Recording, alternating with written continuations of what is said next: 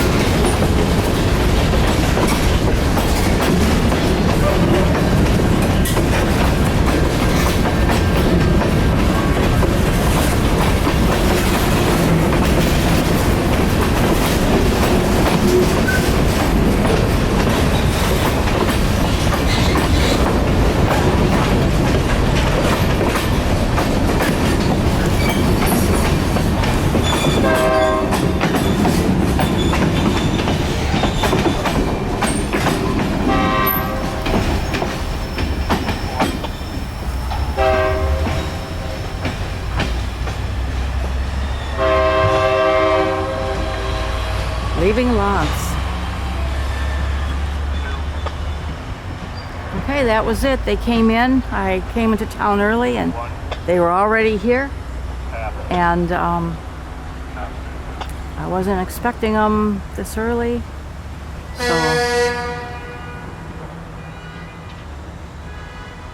So we'll see what happens, eh?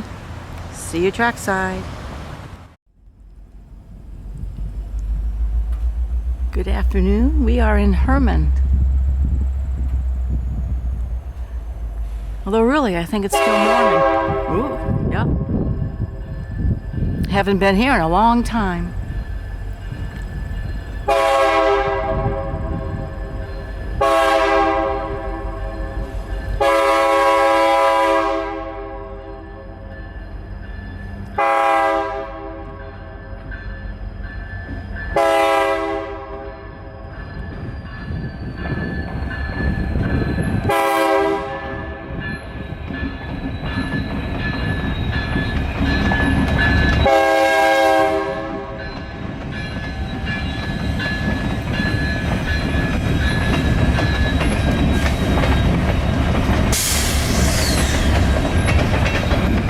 There's a new one. I don't recall seeing that before.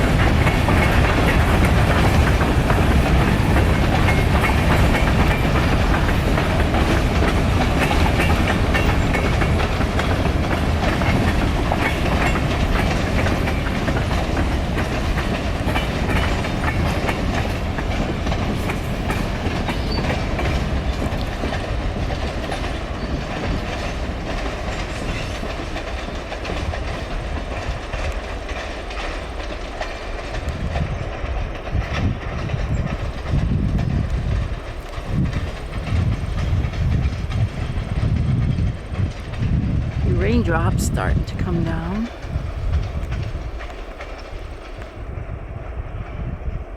Keep snugging up to them because I'm trying to get some good photos.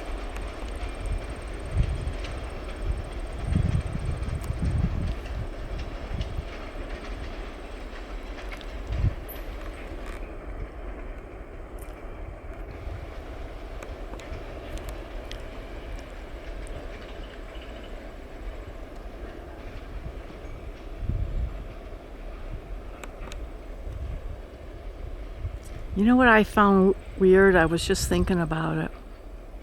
Several people have asked to use my pictures, my train pictures, to make paintings. And I always say sure. But not one person has offered me one. Isn't that weird? Oh, well, I could always say no, right?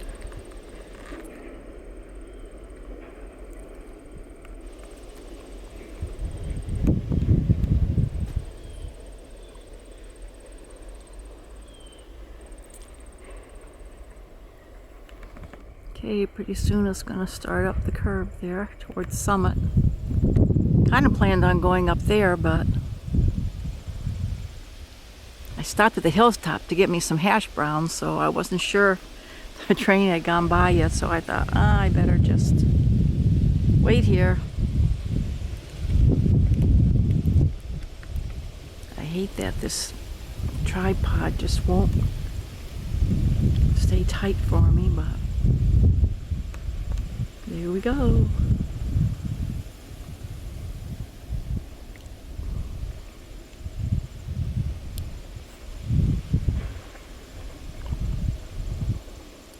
They are just coming up to Shirley. If you follow the old sidings,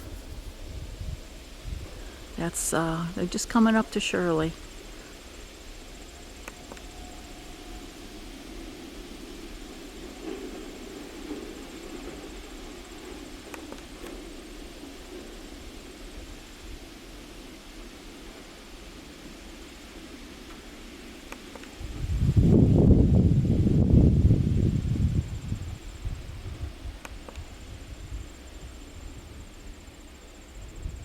Now the sun's coming out bright.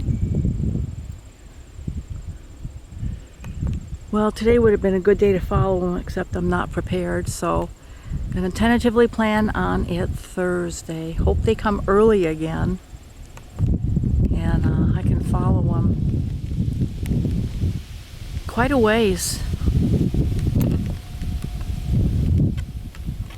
Yeah.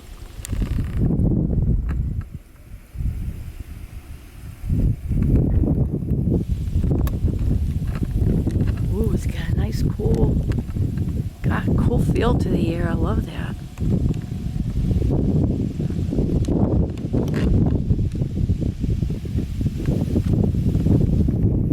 One more time we'll get in there and see if there's...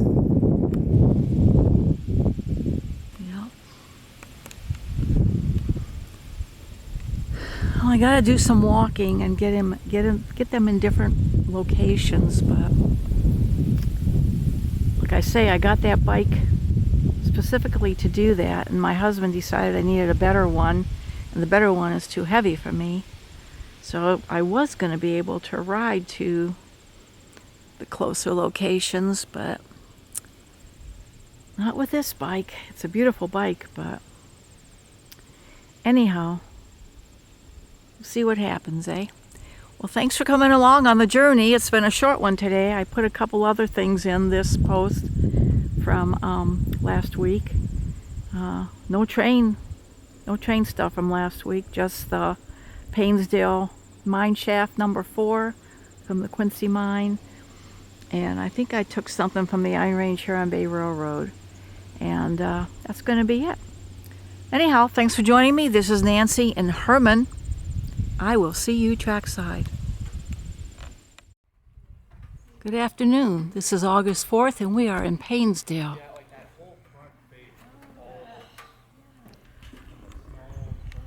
I have wanted to explore that building for a long time, and I'm hoping I can go in there. This is an amazing place. Painsedale Mine and Shaft. Oops. There it is.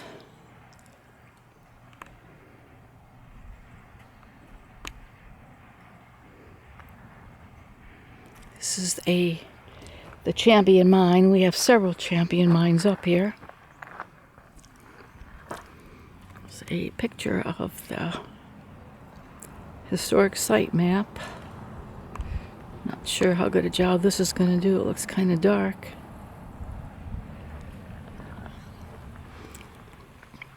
Here's another one. Let's see here.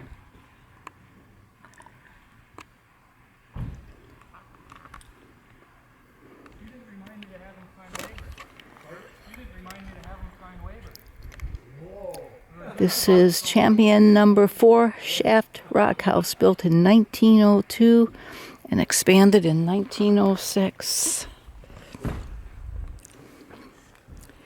Into the depths, the double and triple decked man cars held up to a dozen miners on each 4x4 dock. A safety chain placed across the front of the car helped protect the miners as they prepared to descend into the shaft.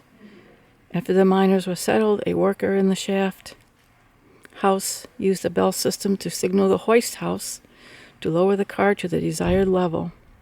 The hoist operator then lowered the man car at approximately 10 miles an hour to a maximum of 5,500 feet below the surface. Once the man car reached the correct work level, miners would step out into a horizontal transportation tunnel called the drift. Depending on the level, miners might still have to walk up to 600 feet down the drift to the work area or stope, where they would spend the day drilling, blasting, and hauling rock. At the end of their shift, the miners reverse the process to return to the surface, change out of their work clothes, which I think they call that the dry, and walk home to rejoin their families and friends. Oh, what a horrible job. What a horrible job. Well, let's walk over here and see if we can go in here.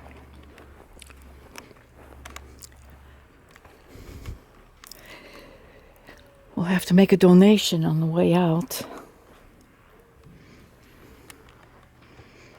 Champion No.4, 1908 and 2005 site plans. I want to go in here because there's people in here and we might get a little bit of a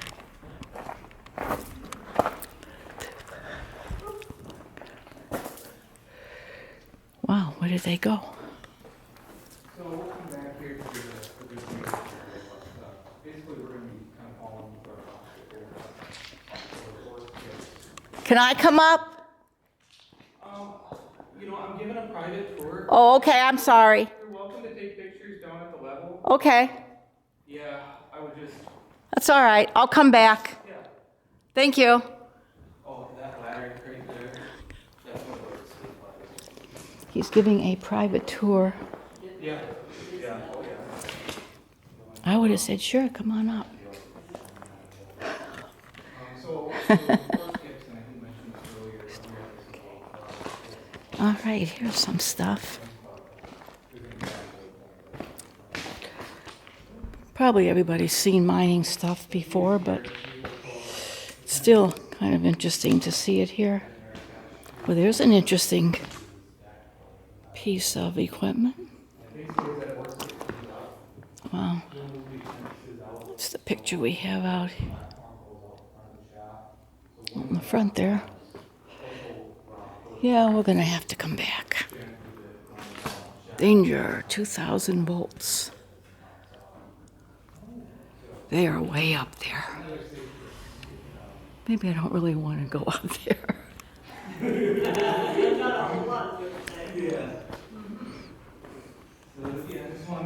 My grandfather used to work in a mine in Pennsylvania.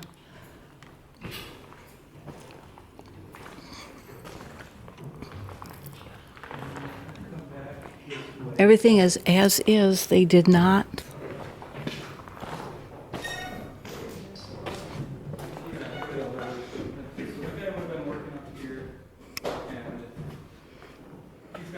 Everything's dusty and dirty, just as it was left all those years ago. Here we go. But from what the locals that remember this mine operational, they would say as soon as that rocks get out of the ground, it's full right back. But then it slowly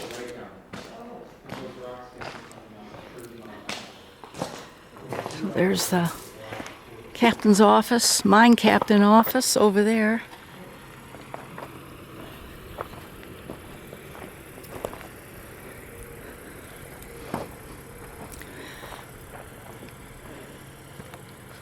Some of the buildings.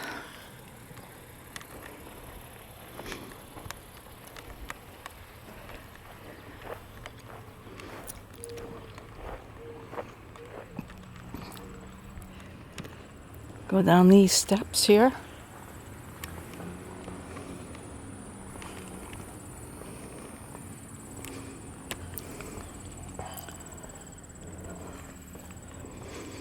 Jim and I came here and walked all around once.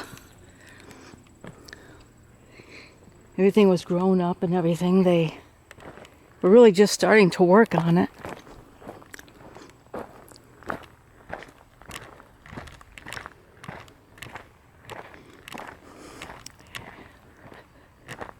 A lot of train action went on here back in the day.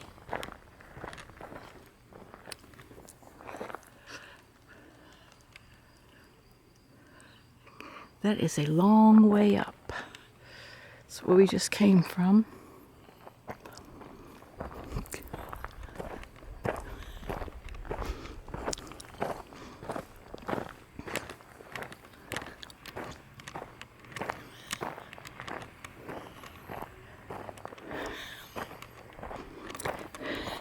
If it wasn't for the mines and logging, this area would not be developed like it is.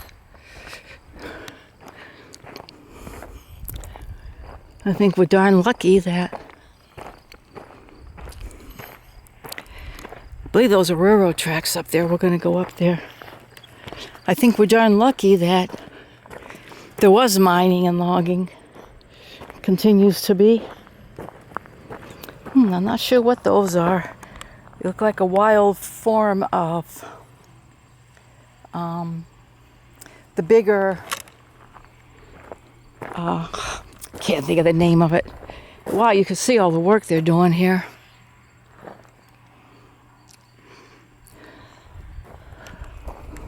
I gotta give people credit because it's hard work. It's hard getting people to do it. I take care of the shrine and I have 0 volunteers.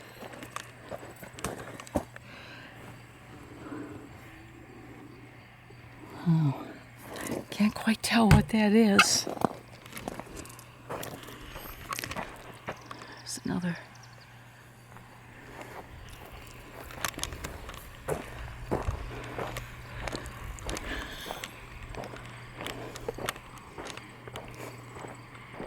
Yeah, I really wanted to go up to the top of that shaft. I got a pinched nerve in my back, but I was willing to try it. So, strike. 1913-14 strike. July 23rd, 1913, workers belonging to the Western Federation of Miners in the Copper Country voted to go on strike and shut down the local mines, including the Champion Mine in Painsedale. More than half of Champion's workers were immigrants from Finland and Austria, which included Croatia. Cornish immigrants who spoke English tended to have better jobs and housing. That's interesting. The strike ended bitterly on April 13th, 1914, with few gains for the workers. Joseph Putridge, a miner, and his wife Antonia ran this small boarding house. They were recent immigrants from Croatia, as were their 10 boarders, all mine workers. They lived here with their 4 children and Antonia's sister, who worked as a servant. The Seaborville Murders. August 14th, 1913, 2 striking residents of a boarding house in Seaborville had a dispute with company deputies. The miners had taken a shortcut home through an area recently declared off-limits by the company. The deputies fired into the house, killing Steve Putridge and Eloy Tion, neither of whom were involved in the original dispute. Oh, jeez. And wounding Stanko Stepich and John Stimmick. The residents in the house were unharmed. Wow. The Daily Jane murders. During the night of December 7th, 1913, 4 Union men fired into a Cornish boarding house on Baltic Street in Painsedale, killing William Arthur Jane and Thomas Henry Jane, both of whom had recently arrived in Painsedale and were scheduled to start working in the mine the following Monday. And Thomas Daly. Teenager Mary Nicholson was also wounded. There's a Thomas and Julia Daly double house. Well, that was interesting, eh? Let's get over to the railroad. Or what's left of it, I should say. Down a trail. Well, there's Seaverville right down there.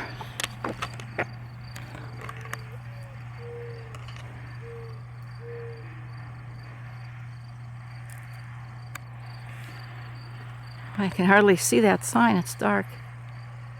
There we go. Seaverville.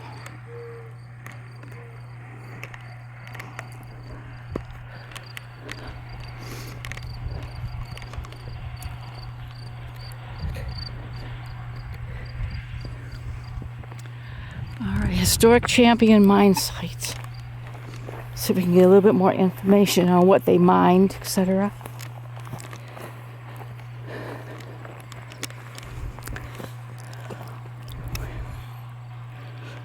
Okay.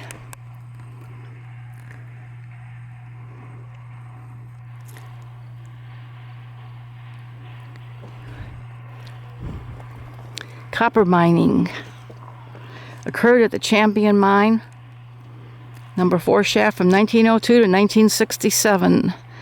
Okay, there's that building then and now. Cool shot. The Copper Range Company that owned the mine extracted over 761 million pounds of copper in the period from 1902 to 1945 and employed at least 1,418 men at its peak.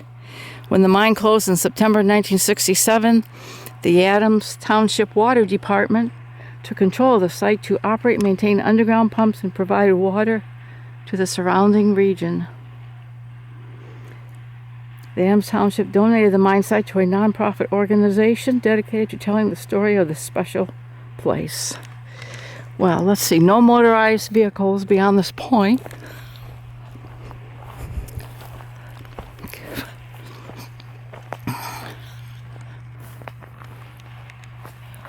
Okay, but we can walk it.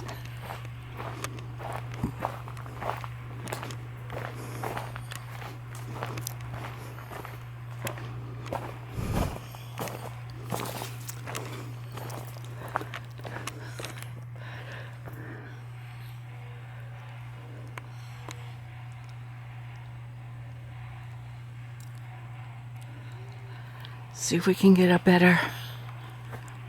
There we go.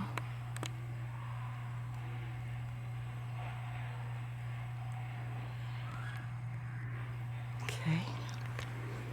Here we go.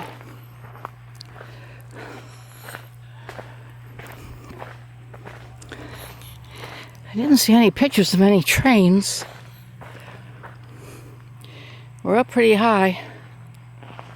I'd say 50 feet at least, maybe more.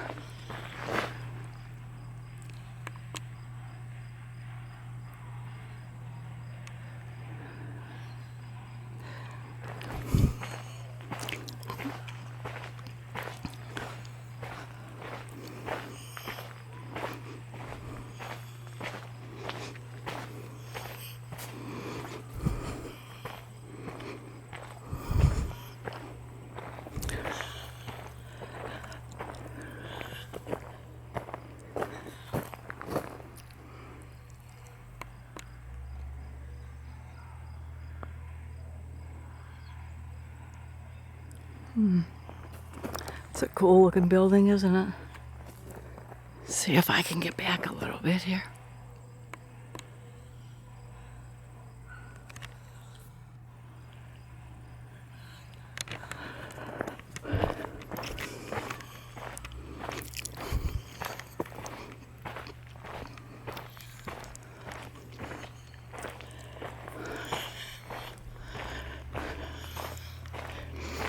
There's a trail down there, probably another track.